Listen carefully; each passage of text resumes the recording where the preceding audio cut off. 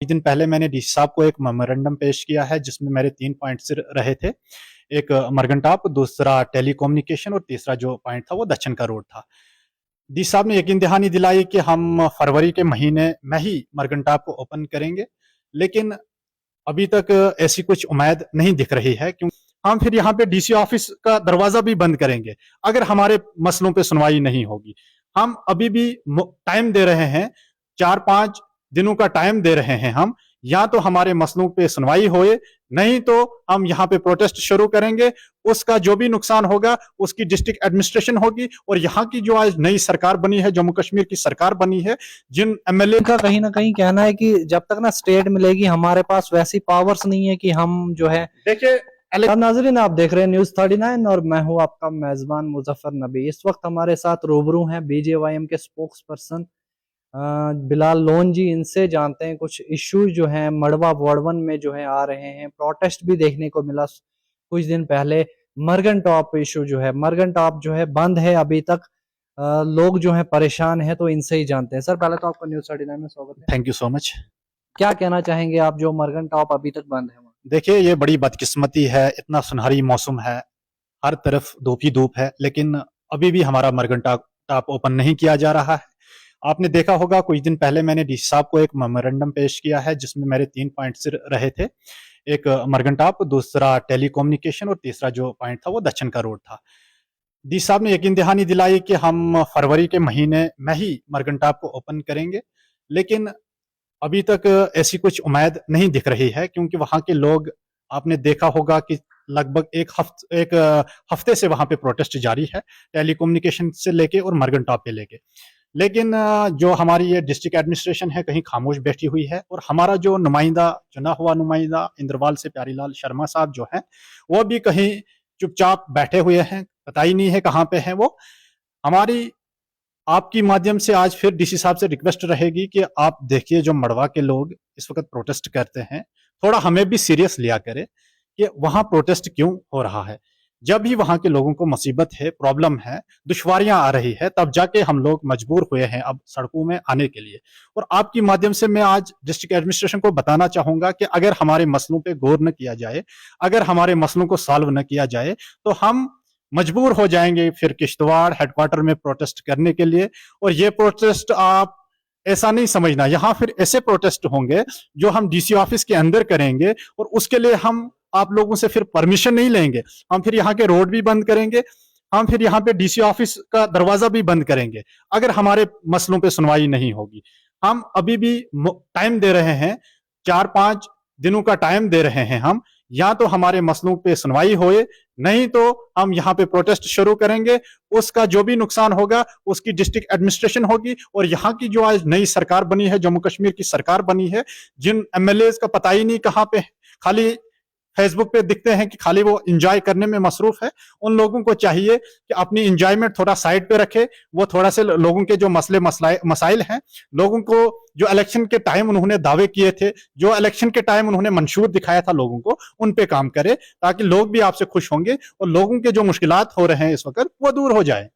बात करें अगर मड़वा डीडीसी बने जफरुल्लाह, उसके बाद अब एनसी के जो प्यारे लाल जी हैं एमएलए बने, तो अभी तक जो है वहां पे बिजली, बाकी इश्यूज चल रहे हैं, रोड इश्यू, स्कूल, हॉस्पिटल्स। अभी तक वो लोगों का कहीं ना कहीं यकीन था जफरुल्लाह जो है जीत कर आएंगे तो कुछ ना कुछ हल जो है निकलेगा, लेकिन अभी तक वो कुछ देखने को नहीं मिला। उसके बाद प्यारे लाल जो है उन पर लोगों ने यकीन, उसके बाद भी अभी तक वो खामोश है। लोगों का तो ये भी कहना है कि वो कहीं गायब है। तो क्या कहना चाहेंगे आप? देखिए, जहां तक आप डीडीसी की बात कर रहे हैं, डीडीसी को जो फंड्स आई थी, उसकी जो लिमिट थी 73 लाख की, जो फंड्स उसको आती थी, वो कहीं ना कहीं ग्राउंड पे यूटिलाइज हुई। जिस तरीके से उन्होंने स्कूल को वहां पे रिनोवेट करवाया, उस जिस तरीके से उन्होंने बाकी जो जितने भी काम किए हैं, तो लेकिन उन्होंने अपनी फंड्स जो है वो ग्राउंड पे लगाई है। ये शुक्रगुजार होना चाहिए भारतीय जनता पार्टी का, जिन्होंने यहाँ पे 3 टायर सिस्टम चलाया है, और उस टायर सिस्टम के तहत हमने जो काम करवाने थे वो काम हो रहे हैं। लेकिन आज की डेट में यहाँ पे एक सरकार बनी हुई है नेशनल कॉन्फ्रेंस की। आज की डेट में यहाँ पे एक, जिसको ये मजबूत सरकार नहीं कहते हैं, जिस तरीके से इन्होंने इलेक्शन के टाइम वादे किए थे, और ये पहले भी इनको पता था कि हम एक यूटी में इलेक्शन लड़ने जा रहे हैं। आज जो ये बहाना पकड़ते हैं कि भाई अगर स्टेट होती तो हम पूरे जो वादे हमने किए थे वो पूरा कर सकते हैं। जब इन्होंने अपना ये मैनिफेस्टो बनाया, इनको पता था तब कि हम एक यूटी में चुनाव लड़ने जा रहे हैं, हमें एक यूटी का चीफ मिनिस्टर बनना था। तब इनको क्यों ये नहीं दिख रहा था कि यहाँ पे स्टेट है? तब भी बोलना था ना लोगों को भी हम यूटी के चीफ मिनिस्टर बनना है या एमएलए बनना है, हमारे पास उतने पावर नहीं होंगे। तब लोग खुद फैसला करते थे कि हमें किस जमात को वोट देना था। लेकिन ये मसरूफ हुए कश्मीर में, इन्होंने ज्यादातर लोगों को बेवकूफ बनाया और कश्मीर के लोग इस बार भी एनसी के धोखे में आए और एनसी को वोट देकर आज वो लोग पछता रहे हैं। क्योंकि आज वहां से हमें फोन कॉल्स आते हैं, जो हमारे दोस्त हैं, जिन दोस्तों ने इनको वोट किया, जिन लोगों ने इनको वोट किया, वो आज कहते हैं कि हमें बड़ा धोखा लगा, आज भी हमें नेशनल कॉन्फ्रेंस ने धोखा दिया। तो मैं आपके माध्यम से लोगों को बताना चाहूंगा कि आगे जब भी इलेक्शन होंगे, चाहे पंचायती इलेक्शन होंगे, चाहे फिर से जब असेंबली के इलेक्शन होंगे, या जो भी इलेक्शन होगा, सोच समझकर अपना वोट कास्ट करो। सोच समझकर देखो कि भाई ये कैंडिडेट हमारे लिए क्या कर सकता है। अच्छा कैंडिडेट देखो, अच्छी पार्टी देखो। आप देखो जिस तरीके से जम्मू में भारतीय जनता पार्टी ने वोट हासिल किया, या जिस तरीके से हमारे 29 विधायक जम्मू से जीत कर आए, जम्मू वालों ने तो सोच समझकर वोट दिया। उनको पता था कि सेंटर में बीजेपी है और जम्मू कश्मीर में भी बीजेपी के आकर यहाँ की डेवलपमेंट जो हमने 10 सालों से शुरू की थी, इसको आगे बढ़ाते। लेकिन बदकिस्मती से कहना पड़ता है कि कश्मीर की आवाम फिर से नेशनल कॉन्फ्रेंस के धोखे में आई। नेशनल कॉन्फ्रेंस ने जो बड़े बड़े सपने दिखाए थे उनको, चाहे 200 यूनिट बिजली की बात की जाए, चाहे 12 गैस सिलेंडर देने की बात की जाए, चाहे 10 केजी राशन बढ़ाने की बात की जाए, अरे भाई ये तो मोदी जी थी जिसने एक साल में 2 सालों का राशन दिया था। एक साल में वो 24 मंथ का राशन दिया करते थे, वो भी फ्री। ये कहां से लाएंगे? इनको तो सेंटर से मांगना पड़ेगा, जब ही सेंटर मंजूरी देगा। और यहाँ की एलजी इंतजामिया से ज्यादा, इन सरकार से ज्यादा एलजी को पावर है, एलजी इंतजामिया को पावर है। खैर, कश्मीर की आवाम को बेवकूफ बनना था, वो बेवकूफ बन गए। लेकिन उम्मीद है कि आगे से कश्मीर की आवाम इन लोगों के धोखे में नहीं आएगी। तो आपको क्या लगता है, ये सरकार जो है चल पाएगी? प्रोटेस्ट देखने को मिल रहे हैं, वादे पूरे नहीं हो रहे। देखिए, चलने न चलने का मैं कुछ कह नहीं सकता हूं कि ये सारा ऊपर वाले तक है, लेकिन रहा सवाल काम करने तक, काम बिल्कुल इस सरकार में कुछ नहीं होगा। ये सरकार तब भी खोखले वादे कर रही थी, तब भी लोगों को बेवकूफ बनाया और आज भी लोगों को बेवकूफ बना रहे थे। और आज भी कश्मीर की आवाम में बार बार इसलिए कह रहा हूं कि कश्मीर से इनको काफी अक्सरियत मिली है, बड़ी बहुमत के साथ इन्होंने सरकार बनाई है। लेकिन जो उम्मीदें थी लोगों को इस सरकार के साथ, वो फेल होते रहे, फेल दिख रहा है। उमर अब्दुल्ला साहब का आज स्टेटमेंट, इलेक्शन से पहले उनके वीडियो आप निकालिए और इलेक्शन के बाद उसके वीडियो निकालिए, साफ उसमें एक बड़ा बिग डिफरेंस देखने को मिल रहा है। और मैं आपको यही कहूंगा कि इनकी करनी और कथनी में जमीन आसमान का लेकिन फर्क है। उनका कहीं ना कहीं कहना है कि जब तक ना स्टेट मिलेगी, हमारे पास वैसी पावर्स नहीं है कि हम जो है। देखिए, इलेक्शन से पहले भी इनको यही बताना था लोगों को कि भाई हम यूटी के एमएलए बनने जा रहे हैं, हमारे पास उतने पावर नहीं होंगे। तो इनको लोगों ने तभी जवाब दिया होगा। इनको तो तभी पता था कि हम यूटी के ही एमएलए बनने जा रहे हैं। तब तो स्टेट नहीं थी ना, इलेक्शन के टाइम भी तो यूटी में ही इन्होंने चुनाव लड़ा ना। इनको पता था, सब जानते थे कि इनके पास कितना पावर है, ये कितना काम कर सकते हैं। जो सपने इन्होंने लोगों को दिखाया था वो दिखावा था, वो एक झूठ मैनिफेस्टो आज साबित हुआ है।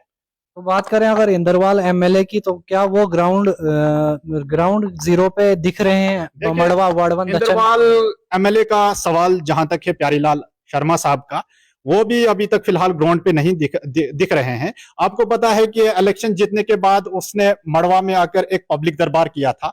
उस पब्लिक दरबार में वो ओपन कह रहे थे कि भाई इस बार गरीब आवाम को, जो वहां का आपको पता है, वहां के लोग जो है वो जॉब कार्डों पे ज्यादा उनको वहां से मिलता था। जब हमारी सरकार थी तब हम 70, 80, 90 डेज तक भी दिया करते थे। वहां के लोग जब काम करते थे उनको मिलता था। लेकिन इस बार वहां के एमएलए ने वादा किया था वहां के लोगों को एक पब्लिक दरबार में कि भाई इस बार 100 दिन का रोजगार दिया जाएगा। और वहां जो बीडीओ साहब बैठे थे उनको डायरेक्शन दी थी कि इस बार कोई शिकायत नहीं आनी चाहिए। लेकिन बदकिस्मती की वजह से बोलना पड़ता है, इस बार हमें 20 डेज भी नहीं मिले हैं। ऐसी सरकार से हम क्या उम्मीद कर सकते हैं?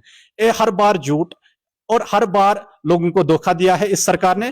मुझे उम्मीद है कि आगे जब भी चुनाव होंगे अब लोग सोच समझ कर अपना वोट कास्ट करेंगे। शुक्रिया। तो ये थे हमारे साथ स्पोक्स पर्सन बीजेवाईएम के बिलाल लोन जी, इनका साफ साफ कहना है कि जम्मू कश्मीर में जो इस वक्त सरकार है वो कहीं ना कहीं जो है फेल हो चुकी है अपने वादे पूरे करने में। बात हम अगर करें जॉब्स के रिलेटेड या डेवलपमेंट या जिन्होंने इन्होंने जो वादे किए गैस सिलेंडर्स फ्री, कोई भी वादा जो है जमीनी सतह पे अभी तक पूरा नहीं दिख रहा। तो जुड़े रहिए ऐसी अपडेट्स के साथ, मुझे दीजिए इजाजत।